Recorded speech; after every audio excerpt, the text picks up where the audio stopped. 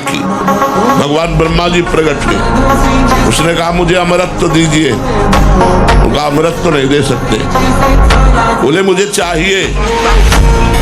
बोले अमरत्व नहीं दे सकते तुम्हें। बोले फिर ये वरदान दो, मैं दिन में न मरूं, रात में न मरूं, मैं तुम्हारी बनाई हुई सृष्टि की किसी व्यक्ति, वस्तु, अस्त्र शस्त्र किसी से न मरूं, बाहर न मरूं, भीतर न मरूं, ऊपर न मरूं, नीचे न मरूं। उसको जितना समझ में आया सब मांग लिया। अमरत्व की परिभाषा केवल बदल दी। ब्रह्मा जी को देना पड़ा तथास्तु। क्यों देना पड़ा? क्योंकि उसके पास तप है। अब उसने जो आतंक मचाया, भगवान ने ऐसा रूप धारण किया, न नर न सिंह, नरसिंह, न दिन न रात संध्या, न बाहर न भीतर, डेहरी में फाड़ के फेंक दिया।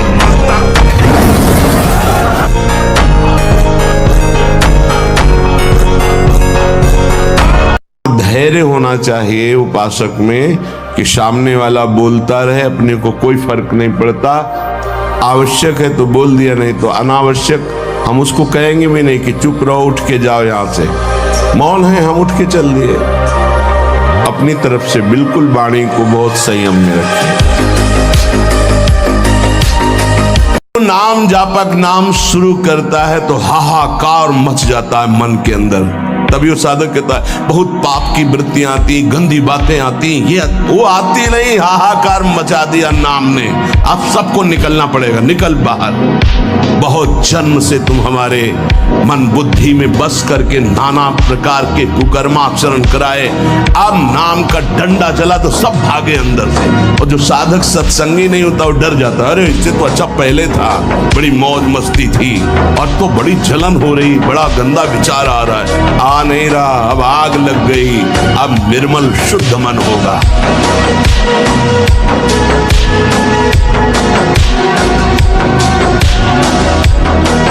महाराज जी, ना चाहते हुए भी मेरा मन पराई माता बहनों पर दूषित दृष्टि। ऐसा हो ही नहीं सकता बच्चा। हम ना चाहें और फिर मेरा मन ऐसा कर दे, ऐसा अपनी बहन पे जाता है। वो भी तो स्त्री है, जैसे अपनी बहन तैसे दूसरे की। हमारी बहन को कोई गंदी दृष्टि से देखे तो कैसा लगेगा? हमको अपनी आंखें संभाल के रखनी, दूसरी बहन बेटियों की तरफ गंदी दृष्टि नहीं देखनी। थोड़ा 10-20 वर्ष ब्रह्मचर्य रहो, फिर आप देखो कैसा आनंद आता है। कोई भी सर्दी, गर्मी, बरसात, मान अपमान, दुख सुख छू नहीं पाता। हर कष्ट को सहने की सामर्थ्य ब्रह्मचारी के अंदर होती है। हमारा जब ब्रह्मचर्य निकल जाता है तो हमारी स्मृति शक्ति लो हो जाती है और निगेटिव चिंतन बढ़ने लगता है। ये हम आपको पक्की बात बता रहे हैं। जब हमारा ब्रह्मचर्यहीनता जितनी बढ़ती चली जाएगी तो ओवर थिंकिंग उतनी बढ़ती चली जाएगी और निगेटिव चिंतन बढ़ता चले जाएगा। तो उसको जहाँ विश्राम है उसका नाम डिप्रेशन है। और जब हम ब्रह्मचर्य से रहेंगे, पवित्र आचरण करेंगे, पवित्र भोजन, तो हमारा पॉजिटिव चिंतन होगा। तो हम विपत्ति में भी जहाँ हमें फंसना चाहिए वहां भी हम निकल जाएंगे पॉजिटिव चिंतन के प्रभाव से। हमने एक परमहंस जी से पूछा था, उनसे हमने पूछा ब्रह्मचर्य के विषय में, तो उनका जैसे दाल चढ़ाते हैं और उसकी उबाल आ जाती है, तो ऐसे वीर की उफान होती है। तो 2-4-6 महीने में कभी स्वप्न दोष हो गया, मतलब आपको पता भी नहीं चला, वो तो वीर हानि नहीं मानी। जिससे संतान उत्पन्न होते वो वीर ऐसे नहीं निकलता। अब हस्तमैथुन के द्वारा, गंदे मोबाइल के दृश्य देखने के द्वारा, गंदी बातों का चिंतन करने के द्वारा अपनी नस नाड़ियों को शिथिल कर लिया। अब स्वप्न में गंदा स्वप्न देखा, निकल गया, वो पूरा वैसे ही है। उपासक को जिसे ब्रह्मचर्य रहना है, 2 समय भोजन हल्का 24 घंटे में पर्याप्त है ब्रह्मचारी के लिए। 2 बार तो हल्का, केवल 2 ही समय भोजन करे। पहला भोजन का समय 10 बजे से लेकर 1 बजे के बीच में, दूसरा संध्या होने के बाद 8 बजे तक, इसके बाद नहीं। अभ्यास बल में बहुत बड़ी ताकत है। जब उड़िया बाबा ने सुना कि एक महात्मा 10 ग्राम संखिया जहर रोज खाते हैं, उनका इसमें तो 10 आदमी मर जाए, ऐसा हो ही नहीं सकता। उनका पता बताइए। उड़िया बाबा वहां गए, महात्मा से कहा आप 10 ग्राम संखिया जहर रोज खाते हैं? उनका हाँ। बोले मैं देखना चाहता हूँ, क्योंकि विश्वास नहीं होता, 10 ग्राम में तो 10 लोग मर जाए। उन्होंने डाला सिलबट्टा में 10 ग्राम तौल करके जहर, उसे पीस करके पूरा धोकर खप्पर में डाला और बस पी गए। बोले 10 ग्राम कैसे? तो बोले अभ्यास से हम विष को पचा सकते हैं। तो मन को वश में नहीं किया जा सकता। कुछ दुष्कर नहीं है, तुम अभ्यास में आओ। अभ्यास में तुम जितना आगे बढ़ोगे उतने ही उच्च अवस्था को प्राप्त हो जाओगे। ऐसे ऐसे महान भोगों को भोगने वाले भी आखिरकार हार गए। जब चौधरी जी ने देखा मछली की क्रीड़ा और काम जागृत हुआ, 50 ब्याह मानधाता की पुत्रियों से किए। मानधाता ने विचार किया कि ये ऋषि क्या सुख दे पाएंगे हमारी राजकुमारियों को। तब कहा कलाना और यमुना किनारे देखना करके तुम्हारा स्वागत करने के लिए कुछ हमारे जन भी होंगे। सोचा पता नहीं उसकी झोपड़ी बनाई हो। आकर के ऐसे नगर की रचना की संकल्प से कि देवराजेंद्र के पास अमरावती में भी ना वो महल था, ना वो शोभा थी, न वो संपत्ति थी। तब के द्वारा ऐसा नगर रच दिया। स्वागत हुआ महाराज मानधाता का। आश्चर्यचकित थे कि मैं सम्राट हूँ, मेरे पास तो ऐसा कुछ नहीं जो एक इस योगी के पास 50 राजकुमारियों से गृहस्थ धर्म का बड़ा भाई। फिर एक दिन एकांत में बैठे, हाय हाय मुझ गया, क्यों मैं कहाँ था, कहाँ आ गया, अपने तप का क्या प्रयोग कर डाला। तब वो एक श्लोक गायन किए थे, संगम त्यजेत मिथुन व्रतिना मुमुक्षु सर्वात्मना न विसजेत बहिरिंद्रियाणि। इंद्रियों को इतना दुलार मत करो, नहीं तो नष्ट कर देंगे। अगर इन 8 क्रियाओं से बचा ले गए तो हम ब्रह्मचर्य रह सकते हैं। यदि आप ब्रह्मचारी होना चाहते हैं तो आप अपने मन को शुद्ध रखिए। आप अपने हृदय को कभी खाली मत छोड़िए। हृदय खाली रहेगा, मन शुद्ध रहेगा तो शरीर में ब्रह्मचर्य रह नहीं सकते।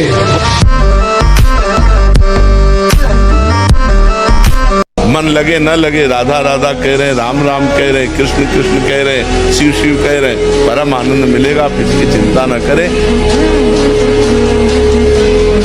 ब्रह्मचर्य नाम जप, ये 2 परमार्थ की नींव समझ लो। गृहस्थी में हो तो भी संतान उत्पत्ति के लिए शास्त्र आदेश करता है शेष समय ब्रह्मचर्य रहो, तो आपकी स्मृति, आपका बल, आपकी चेतना जागृत रहेगी। बड़े से बड़ा दुख सहने की सामर्थ्य आती है ब्रह्मचार्य। आप पद्मासन में बैठ गए तो पूरी वायु छोड़ दीजिए, रोक लीजिए। अब एकदम प्राण वायु खींचेगी तो एकदम खींच लीजिए, तो फिर छोड़ दीजिए, फिर रोक लीजिए। उस समय नाम जप कीजिए, मंत्र जप कीजिए। ब्रह्मचारी बनना है तो ब्रह्मचर्य पचाने के लिए भी तो चाहिए ना। अगर तुम्हें व्यायाम ही करना है, तुम जवान हो और 3-4 खंड की सीढ़ी तो नीचे आओ, नीचे से ऊपर 11 बार उतरो, दौड़ो, अभी व्यायाम हो जाएगा। नीचे सीढ़ी से शुरू करो और ऊपर तक जाओ, फिर नीचे आओ, फिर ऊपर 11 बार करो, देखो पसीना आ जाएगा। दौड़ो। अब आधा घंटा पद्मासन, 30 मिनट कोई बहुत नहीं होता। अगर आपको भजन साधन करने पर आनंद की अनुभूति नहीं हो रही तो आप अपने भजन को खर्चा कर रहे हैं, बेच रहे हैं। बंद करो ये खर्चा करना और बेचना। आप भजन कर रहे हैं, अंदर ही अंदर सोच ऐसा ऐसा, वो आपका भजन जा रहा है। आप भजन कर रहे हैं, दैन्य होकर मांग रहे हैं, ये अनुकूलता मिल जाए, ये वस्तु मिल जाए, ये समस्या हट जाए। आप अपने भजन का ऐसे प्रयोग क्यों कर रहे हैं?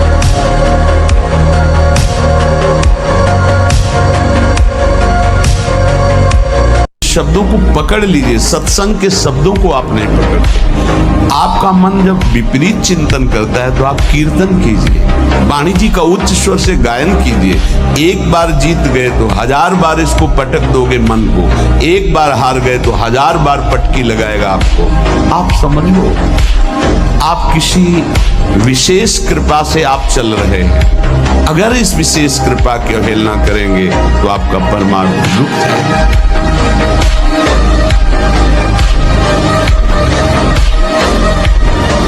और जब स्नान करें तो ठंडा जल नाभि के ऊपर यहाँ से 2-4 लीटर ऐसे धीरे धीरे ठंडा जल डालें ऐसा।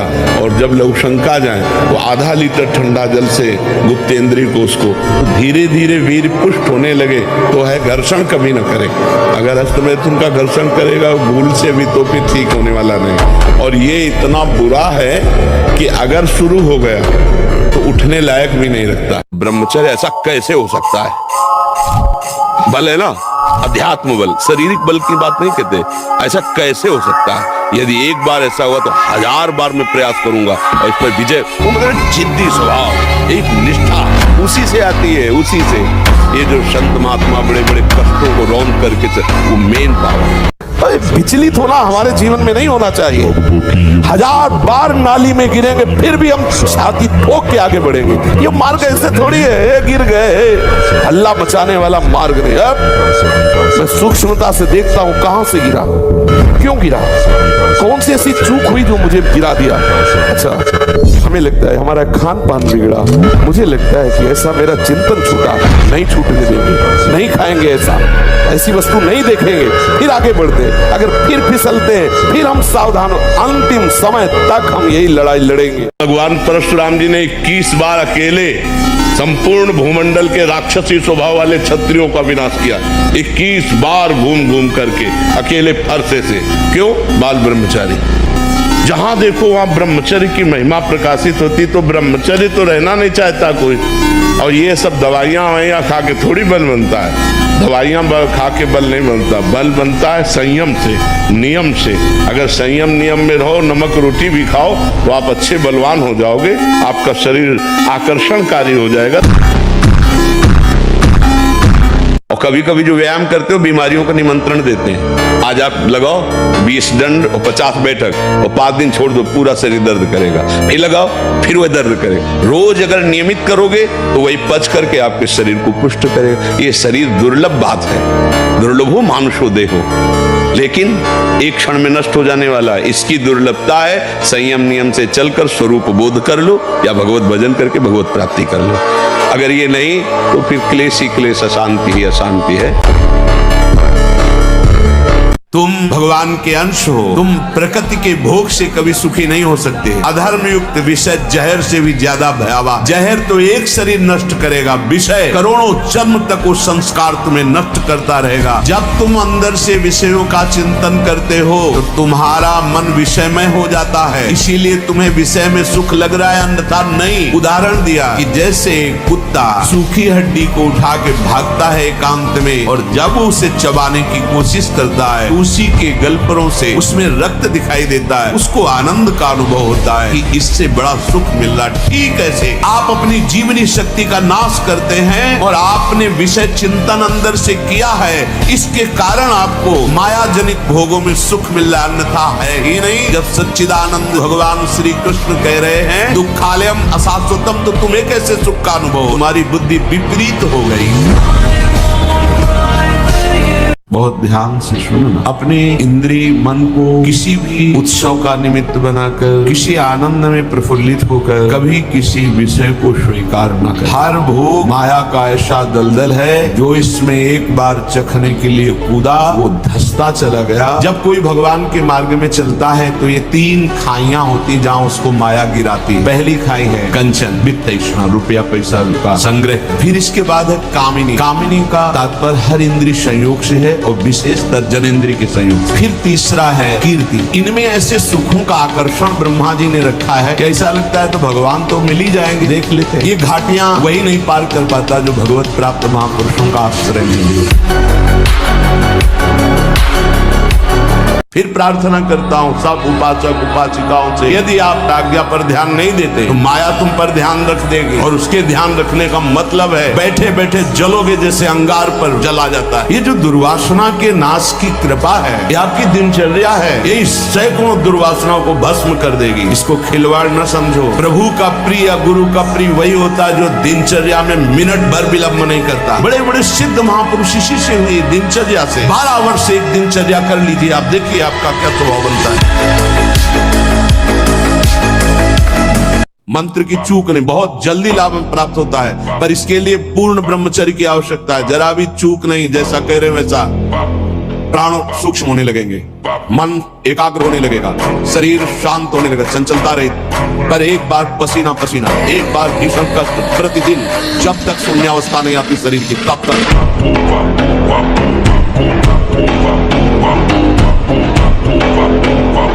अब आप लाख कोशिश करेंगे तो आपको बार बार मन प्रेरित करके परास्त करने की कोशिश करेगा, आपको ऐसी स्थिति पैदा करेगा कि आप फिर उसी क्रिया पे आ जाएं।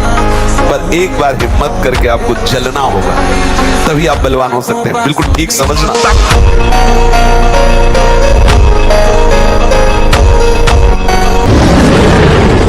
इसीलिए कहते हैं कि बच्चों को समझाइए कि जब तक पाणी ग्रहण ना हो तब तक ब्रह्मचर्य पर ध्यान दें, तो उनकी योग्यता रहेगी संतान उत्पत्ति की। गृहस्थ में वो संयम से बर्ताव करते हुए अच्छे गृहस्थ बनेंगे।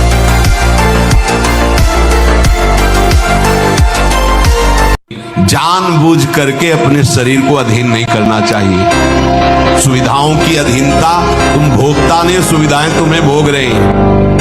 जितना तुम सुविधा भोगी बन जाओगे उतना तुम कमजोर हो जाओगे। सीधे प्रकृति का वारस रहो, तुम महात्मा सुदृढ़ बलवान हो जाओगे।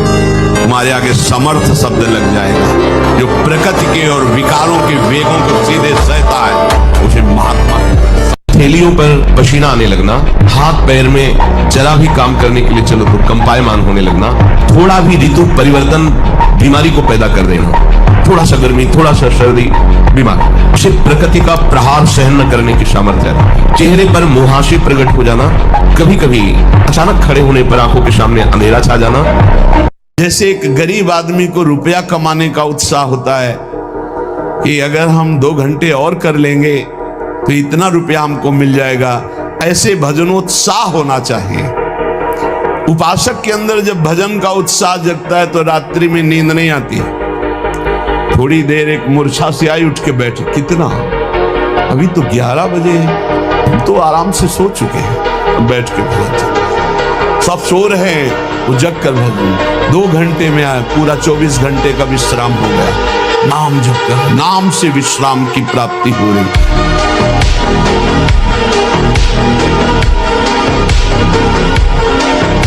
कष्ट नहीं होता जितना वाणी से वेदने, प्रियजनों के द्वारा कर्कश कठोर वचन बोल दे। प्रियजन इसलिए कि जो बाहरी है तो उस पर विचार होता है कि कोई, लेकिन प्रियजनों के द्वारा जब कठोर वचन बोले जाते हैं तो हृदय में बड़ी व्यथा होती है। वाणी बहुत संभाल के, अगर कर्कश वचन बोलते हैं, झूठ बोलते हैं, पापाचरण की बातें करते हैं, तो फिर नाम परम पवित्र है, वो आपकी वाणी में टिकेगा नहीं, देख लेना।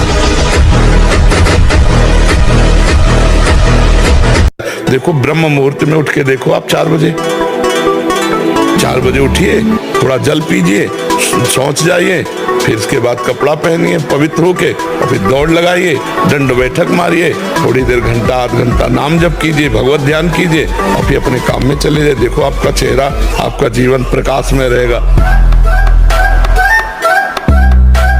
जो भोगी पुरुष होता पास से निकल जाए तो दुर्गंध निकलेगा, जो ब्रह्मचारी होगा तो उसके शरीर में सौरभ होगी, एक नूर उसके चेहरे पे झलकता है जो ब्रह्मचर्य को धारण करता है। एक नवीन आकर्षण, बालवत चेहरा, एक आकर्षण होता है पार्वती, और जिसका ब्रह्मचर्य पुष्ट होने लगता है उसके शरीर से सुगंध आने लगता है। और ऐसे डॉक्टरों से न मिले, वो बेचारे क्या जाने डॉक्टर, जो खुद भोगी हैं, जिनका लक्ष्य केवल है रसेंद्री जनेंद्री को तृप्त करना। आप कहो आज की हमारी साइंस ऐसी कहती है, अगर साइंस कहती है तो हजारों कमेंट हैं, आप पढ़ के देख लीजिए, जिनमें कह रहे हैं कि मैं आत्महत्या कर लूं, 12 वर्ष की अवस्था से लेकर आज तक हस्तमैथुन किया, मेरी दुर्दशा हो गई, मुझे उपाय बताओ। नहीं, मन कहता है आत्महत्या, मिलाओ साइंस वाले को कि इसको संभाल। 50 ऐसे हैं जो आत्महत्या के लिए तैयार है, आप नहीं समझ पा रहे हैं। कहने का सारांश है कि मनुष्य शरीर में वेद एक महाशक्ति है, जो इसका अधिक से अधिक संग्रह करता है वो उन्नति को प्राप्त होता है। बड़े बड़े वैज्ञानिकों का मत है कि सृष्टि के प्रत्येक पदार्थ में कोई न कोई सार तत्व अवश्य होता है। उसी तरह मनुष्य के शरीर का एक सर्वोच्च सार तत्व है वेद। इसके बिना वो एक क्षण भी सक्रिय नहीं रह सकता। तो जो व्यक्ति अज्ञान के कारण अपने वेद का क्षरण करता है, नाश करता है, उसमें बहुत से दोष उत्पन्न हो जाते हैं। जो भगवान से जुड़ा वही बलवान बना। ये गंदा भोजन, गंदे आचरण करने वाले दुर्गति को प्राप्त होगे, नरक को प्राप्त होगे। मांस खाने वालों, अंडा खाने वालों, तुम लोग समझते हो बलवान है। भीष्म जी जैसा कौन बलवान? अखंड ब्रह्मचारी भगवान की महाभागवत है। कोई हनुमान जी जैसा त्रिभुवन में वीर? कछु मारे से कछु मर्दे, कछु मिले से धर दूरी, कछु कुल जाए पुकारे प्रभु बरकत बल भूरी। शरीर को शांत करके और मन को एकाग्र करके, प्राणों को सूक्ष्म करके भगवत प्राप्ति कराने में बहुत ही सहयोगी आसन है पद्मासन और सिद्धासन। लेकिन उसके पहले ब्रह्मचर्य, ब्रह्मचर्य का नियम नहीं तो इन आसनों पे बैठने की भूल न करें।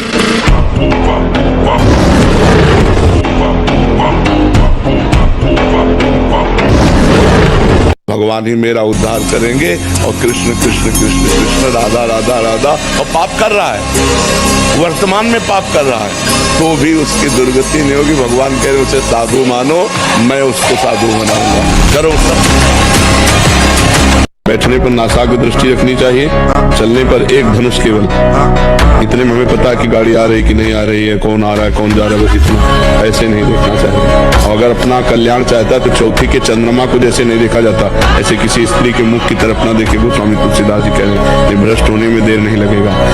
उपासक सावधान रहे, कहीं प्रसाद पाते समय कोई ऐसा दृश्य, ऐसी वार्ता न कर बैठे जो भजन में बड़ी हानि पैदा कर दे। जैसे आप मोबाइल रख लिए और आप ऐसे दृश्य देख रहे हो जो आपका सर्वनाश करने वाले हो, भोजन पा रहे हो, तो आप निश्चित समझ लेना, निश्चित भ्रष्ट हो जाओगे, आगे नहीं बढ़ पाओगे।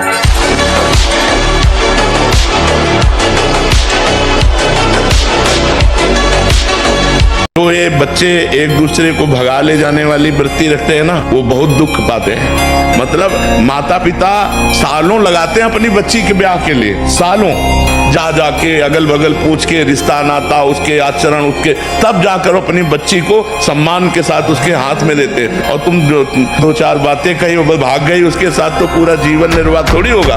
तो वो कैसा व्यक्ति स्वभाव वाला है। देखो प्रेजेंट का स्वभाव अलग होता है, लेकिन हमारा एकांतिक जीवन कैसा है, हमारा पर्सनल जीवन कैसा है। तो जब आप किसी के पर्सनल जीवन में घुसेंगे तो आप खतरा पाएंगे। बेटा जब बंदर सर्प को पकड़ लेता है, ऐसे वो फन पकड़ता है, पेड़ में ऐसे रगड़ता है, फिर कान में लगाता है। अगर वो सूंघ हुआ जरा सा फिर रगड़ता है। बोले उसके मरने पर भी 100 बार रगड़ता है। मन को जिसने मार लिया वही महात्मा, मन को जिसने चेला बना लिया वही जगत गुरु, मन को जिसने परमात्मा स्वरूप कर लिया वही जीवन मुक्त महापुरुष हो गया। सारा खेल इस मन के ऊपर। अब ये खान पान ठीक नहीं, आचरण ठीक नहीं, पवित्र नहीं हो, एक किसान भी खेती को सुरक्षित और तैयार करता है तो उसमें अच्छी फसल होती है। तुमने ब्रह्मचर्य को जाना ही नहीं कि बहुत हानि हो जाएगी। संयम से चलोगे तो आगे। संयम एक बहुत बड़ा पावर है।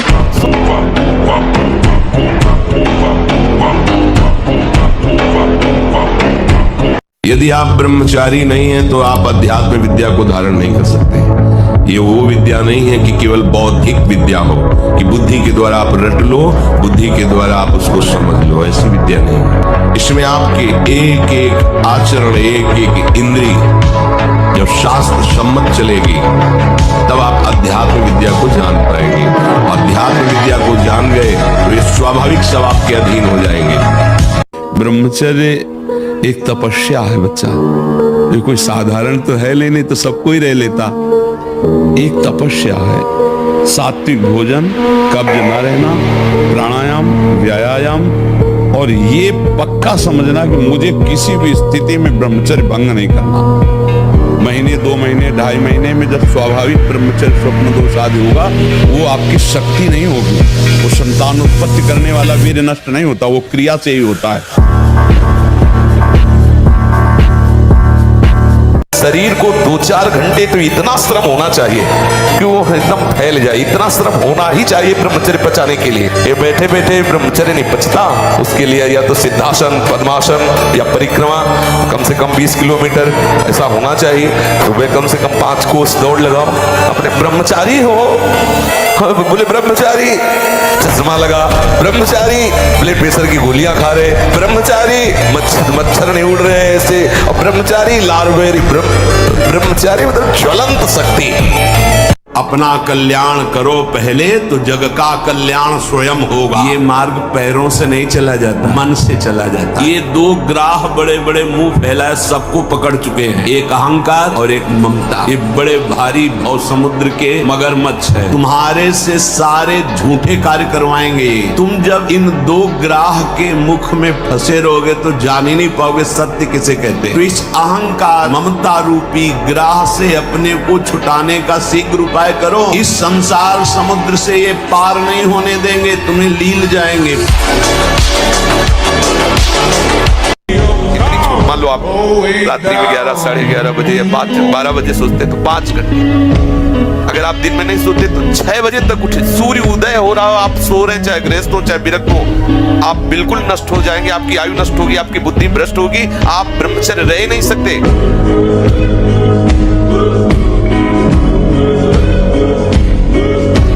घिघियाना बंद करो। काम है, क्रोध है, लोभ है,